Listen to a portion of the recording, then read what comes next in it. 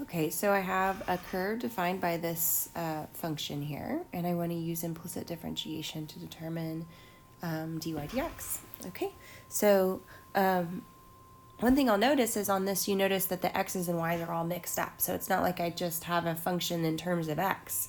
So I'm going to have to take the derivative implicitly. So if I look at this first term, this x squared y, I'm going to have to use the product rule to evaluate that. So the derivative of x squared is 2x. I'll leave the y alone, plus x squared, and the derivative of y is dy dx. And then minus the derivative of 2x with respect to x is just 2, plus 8, and then the derivative of y is dy dx, equals the derivative of 2. 2 is a constant, so its derivative is 0. And now my goal here is to solve for dy dx. Okay, so I can do that. So I'll get all the terms that have dy dx in them on the same side. So this term and that term. And the terms that don't have dy dx, I'll move to the other side. So I have x squared dy dx plus 8 dy dx equals negative 2xy plus 2. And now I can factor out the dy dx. X squared plus 8 equals negative 2xy plus 2, and then I can divide by x squared plus 8. Negative 2xy plus 2 divided by x squared plus 8. The next one says a cylindrical cup with radius 1.5 inches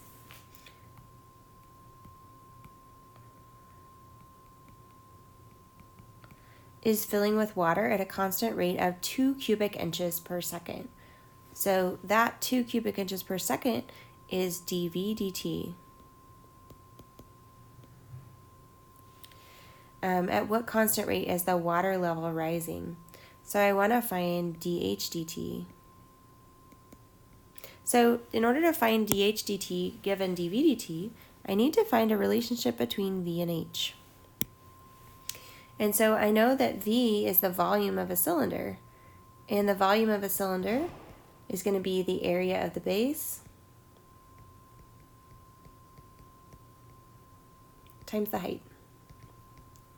Well, the base of a cylinder is just a circle, so the volume is going to be pi times the radius squared. I know the radius is 1.5 times the height.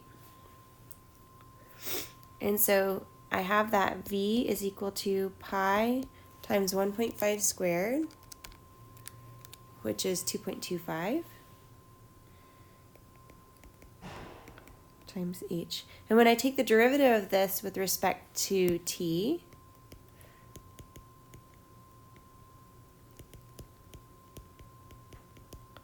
I'm going to get dV dt is equal to 2.25 pi dH dt. And so now I can plug in dV dt that I know.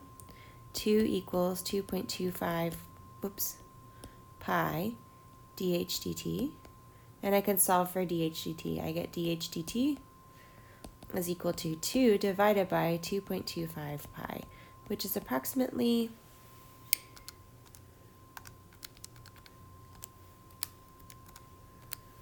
0.2829. And what are the units? Well, the units of height is inches, and the units of time is seconds. So 0.2829 inches per second.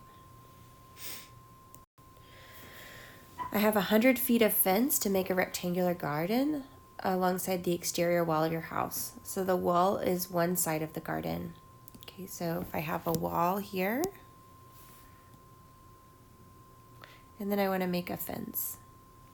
So I have some length and some width. I'll call this W and L. And so I know that 2W plus L is equal to 100. And it says I want to find the largest possible area, so I want to maximize area. So I need an area function. Area is length times width, but I have too many variables here.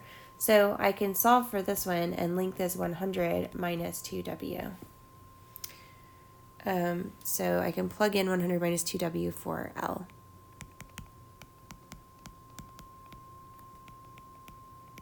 And if I multiply that out, I get area is equal to 100w minus 2w squared.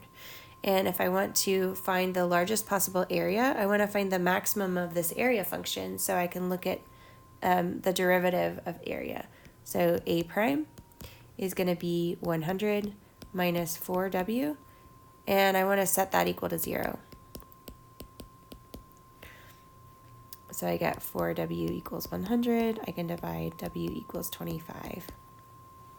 And the length then is going to be 100 minus 2 times 25, which is 50. And what are the units of length and width? Feet. Okay. And I didn't check, I know that is a critical point, but I didn't check that it is actually a local maximum. But I know from this that it's an upside down parabola, so it's only going to have one critical point, and that's going to be a maximum. I can also tell by the second derivative, a double prime is equal to -4, so it's concave down. That tells me that the critical point